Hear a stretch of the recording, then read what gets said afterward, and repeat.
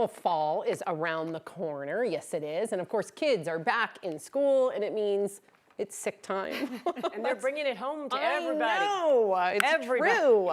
So we're bringing in our 9 News medical expert to talk about flu shots, COVID shots, all the stuff, all the vaccines, and what's new and what's different this year. I was just pumping you with all kinds of questions right now. Older adults, my dad got his COVID booster yesterday. Yeah, great. Congratulations But to him. I don't know if he asked all the right questions. What was he supposed to ask? So for COVID, it doesn't matter. Really, Okay. it's the same for younger or older adults. Your choices are, there's 4 different vaccines that are available, 2 made by Moderna, 1 made by Pfizer. And if you're one of those people who's worried about this mRNA technology, because there was a lot of fear around that, there's one by Novavax that's a protein vaccine that doesn't use mRNA. So for that, it really just sort of depends on dealer's choice. The doses are different in the different vaccines, so it may be worth talking to your doctor if you should get a higher dose vaccine to elicit a stronger response.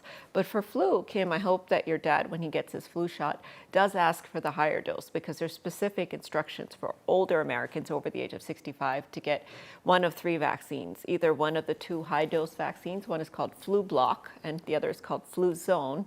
And the third one is one that has something that tickles your immune system. It's a way to get your immune system to mount a more strong response. I heard about this, like a super dose flu. Yeah. That's exactly Okay. right. Yep. All right. Yep. Good. Ask So, for that. okay, so that's the flu. Yeah. Now let's talk about COVID and getting a COVID vaccine. I just had COVID. Let me tell you guys, you do not want this variant. It is like swallowing glass. Yeah, I woke up with awful. tears coming down my cheeks.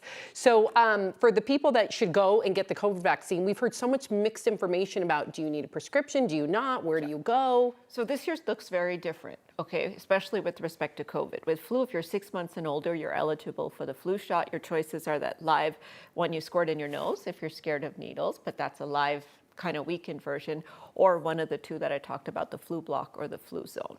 So that's the flu. With COVID, they've changed the rules completely. So it used to be every healthy American, including pregnant women, should get over the age of 6 months. Now they're saying only 65 and older. If you're younger than 65, including children, including pregnant women, then you have to have some other health-related condition. Now the good news is that list of health-related conditions is pretty broad. It even includes obesity, it includes depression, of course, heart disease, cancer. But if you're younger than 65 and completely healthy, you should, as an American, have a right. And I believe this personally, it is your right to get the vaccine if you want it, but you're going to have to jump through some hoops.